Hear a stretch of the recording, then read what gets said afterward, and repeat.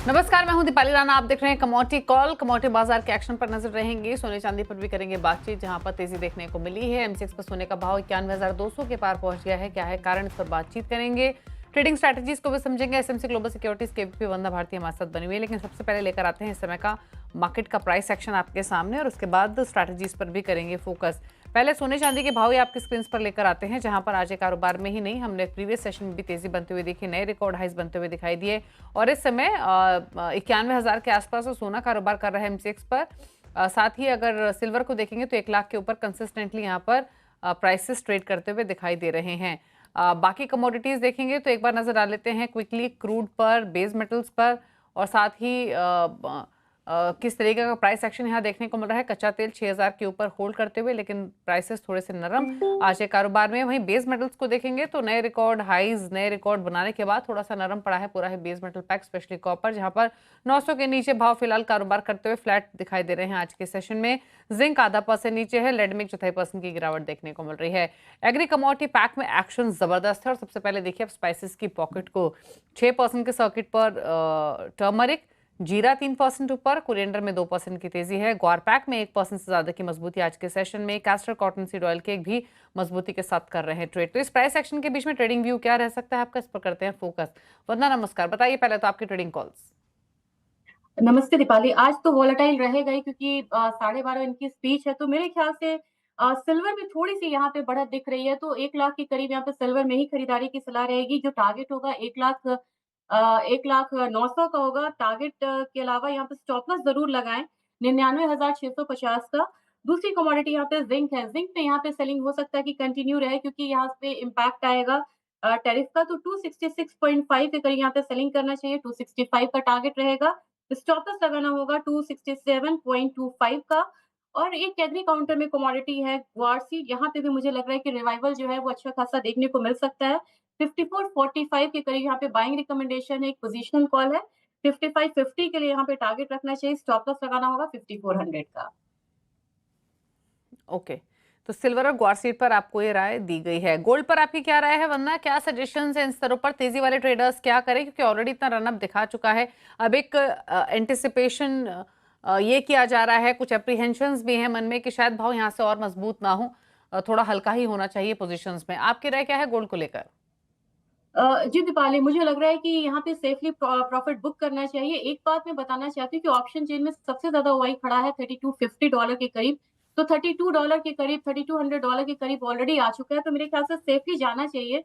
3250 के करीब यहाँ पे मुझे लग रहा है कि मैक्स अपसाइड जो है वो देखने को मिल सकता है। लेकिन काफी वल्नरेबल होता है यहाँ पे ट्रम्प का स्टेटमेंट। अगर उन्होंने थोड़ा सा भी सॉफ्ट स्टैंड लिया तो गोल्ड में एक करेक्शन आ सकता है। इससे हम यहाँ पे मतलब डिनाई नहीं कर सकते हैं। नीचे के साइड पे मुझे लग रहा है कि प्राइसेस अगर नीचे की तरफ करेक्ट हुआ तो $3100 के करीब आएगा। तो सेफली प्रॉफिट बुक करें। जो रिस्की ट्रेड ले सकते हैं उनके लिए यहाँ पे है कि एक बार प्राइसेस 91,200 के करीब तक यहाँ पे आ सकता है। तो मैं यहाँ पे प्रेफर करूंगी कि अपसाइड ट्रेंड ही है अब ज्यादातर, लेकिन यहाँ पे सेफली प्रॉफिट बुक करके निकले वो बेहतर है, और करेक्शन पे ही बाइंग करें। ओके, अच्छा, बेस मेटल्स पर क्या राय है, स्पेशली कॉपर पर? डिप पे लेना है या अभी वेट करना है? दीपाली, मैं यहाँ पे सजेस्ट करूंगी कि एक बार वेट करना चाहिए। मुझे लग रहा है कि अब प्राइसेस थोड़ा सा यहाँ पे करेक्ट हुआ है। 920 के करीब एक रेजिस्टेंस था, और वहां से जितनी भी न्यूज आ रही है, चाहे वो इकोनॉमिक रिलीजेस की न्यूज आ रही है, चाहे रिसेशन की बात हो रही है यूएस में, तो मुझे लग रहा है कि एक हिट यहाँ पे बेस मेटल काउंटर पे देखने को मिल रहा है। ऑलरेडी एल्यूमिनियम में बहुत ज्यादा डाउनसाइड आ गया हुआ है। तो 885 तक मुझे लग रहा है कि एक डाउनसाइड देखने को मिल सकता है यहाँ पे कॉपर में। तो ऊपर के स्तर से बिकवाली की सलाह रहेगी। उसी तरह अगर अगर मान लीजिए कि इन्होंने सॉफ्ट स्टैंड लिया टैरिफ पे, तो ही जाके हम बेस मेटल में एक रिवाइवल आता हुआ देख सकते हैं। एक राय टर्मरिक पर भी लेंगे, जहां पर 6% की तेजी के साथ हमने ट्रेड आज के सेशन में आते हुए देखा है। जो अराइवल्स रही हैं वो एक्सपेक्टेशन से लोअर साइड पर रही हैं, तो सप्लाई टाइट हो सकती है। इस एंटिसिपेशन में स्ट्रॉन्ग बाइंग इंटरेस्ट देखने को मिला है। एक्सपोर्ट डिमांड अभी भी इंटैक्ट है, दिसंबर के जिस तरीके के आंकड़े रहे, और अप्रैल दिसंबर पूरे ही अगर टेन्योर की बात करें तो क्या राय आपकी वंदना टर्मरिक पर? जो तेजी बनी एक्सपेक्टेड थी क्या, और प्लस अब आगे क्या? जी दीपाली, क्योंकि टर्मरिक पे एक चीज बहुत थी कि पहले था कि यहाँ पे एरिया बढ़ा है, प्रोडक्शन एरिया बढ़ा है, लेकिन ये बात बहुत पहले से थी कि कैरी फॉरवर्ड यहाँ पे बहुत कम है। और टेम्परेचर जैसे राइज़ हुआ तो यील्ड पे काफ़ी ज़्यादा इम्पैक्ट की बातें आने लगी थी, जिसकी वजह से यहाँ पे प्राइसेज़ बढ़ी हैं। ऑफटेक भी बढ़ा है स्पॉट मार्केट में, एक्सपोर्ट डिमांड यहाँ पे काफ़ी ज़्यादा बढ़िया हुई है। तो एक्सपोर्ट काउंटर है, स्पाइसेस आप टर्मरिक ले या जीरा ले, हर जगह एक अपसाइड मूव है। मेरे ख्याल से यहाँ पे अगर पोजिशनली देखा जाए तो 15,500 तक मुझे लग रहा है कि टर्मरिक ऊपर की तरफ जा सकता है और वहाँ पे जाके एक पॉज़ ले सकती है ये कमोडिटी। और इसके साथ-साथ हमें एक फेस्टिवल और वेडिंग डिमांड भी जो है वो हमारे सामने खड़ा है और टर्मरिक का अच्छा खासा वहाँ पे डिमांड रहता है, जिसकी वजह से हम लोगों ने अपसाइड आता हुआ देखा है। तो ये रन अप जो है मुझे लग रहा है 15,200 से 15,500 तक कंटिन्यू होना चाहिए। ओके, चलिए, तो ये रही स्ट्रैटेजी आपके लिए टर्मरिक पर 6% पर प्राइसेस लॉक्ड अपर सर्किट में। थैंक यू वंदना शो में आने के लिए और सभी स्ट्रैटेजीज ट्रेड्स पर अपनी राय शेयर करने के लिए। इसी के साथ रुक रहे हैं एक ब्रेक के लिए। ब्रेक के पार कुछ और खबरें जल्द वापस आते हैं।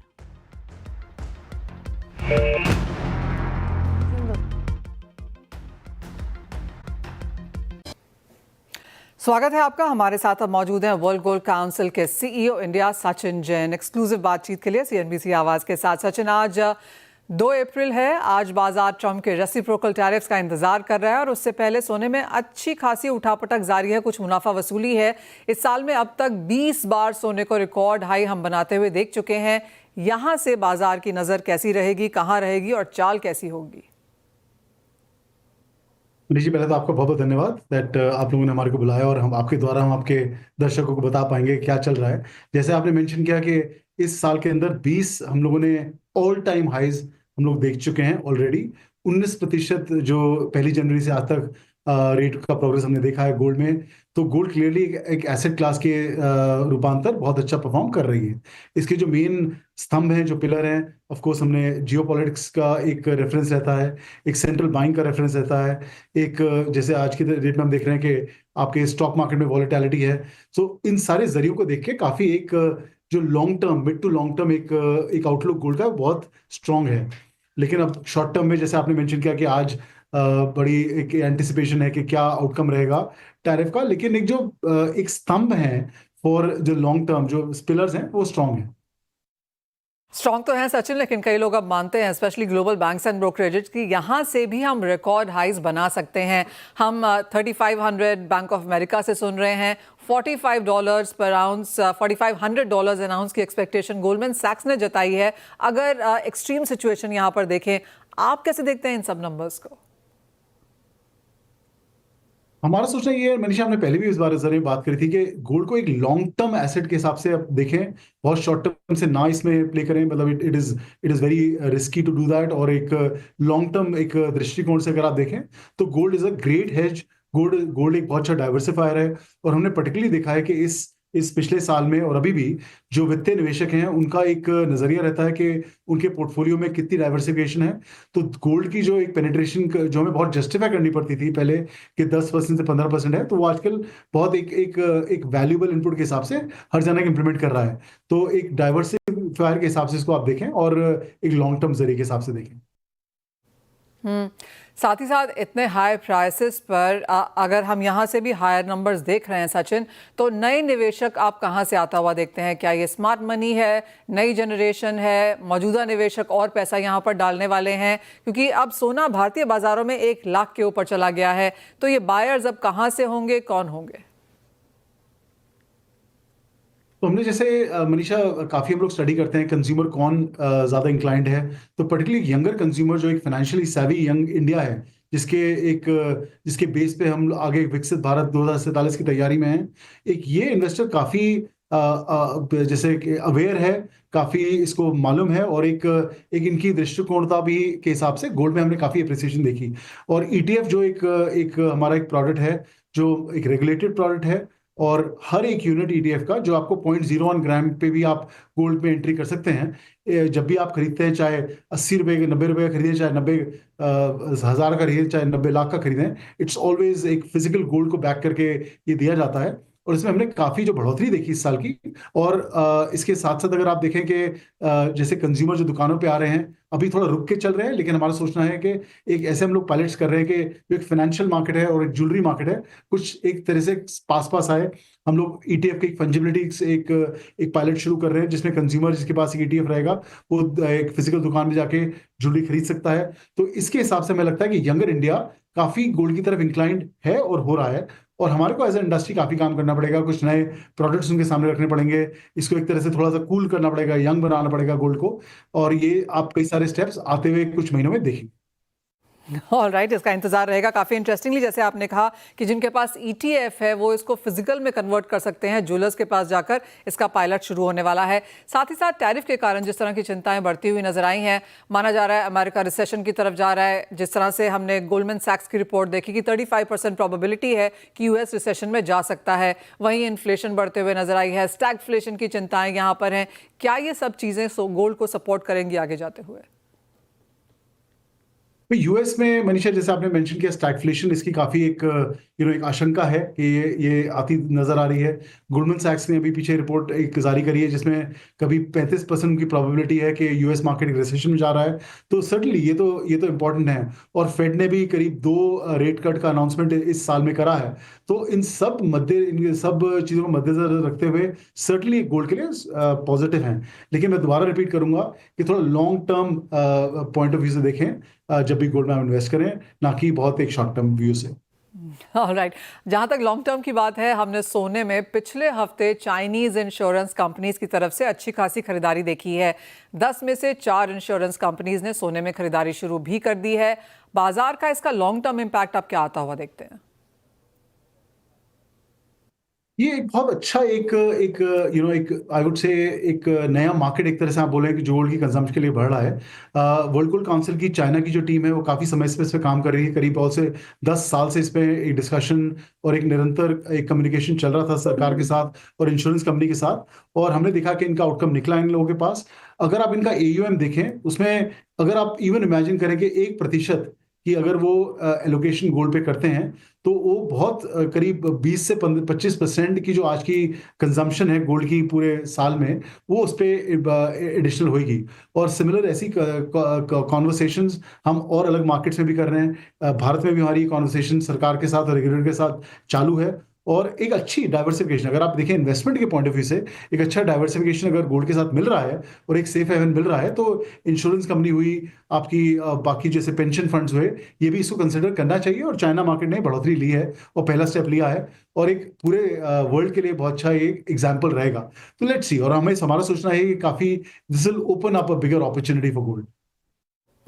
सचिन, अगर गोल्ड के प्राइसेस को देखा जाए तो हमने record 91,000 plus kind of levels देखे हैं। अब इसके ऊपर अगर GST मेकिंग चार्ज जोड़ें तो हम 1 लाख पर 10 ग्राम्स के ऊपर कारोबार कर रहे हैं। इन स्तरों पर आपको लगता है इंडियन कंज्यूमर ये prices as of now digest कर पा रहा है?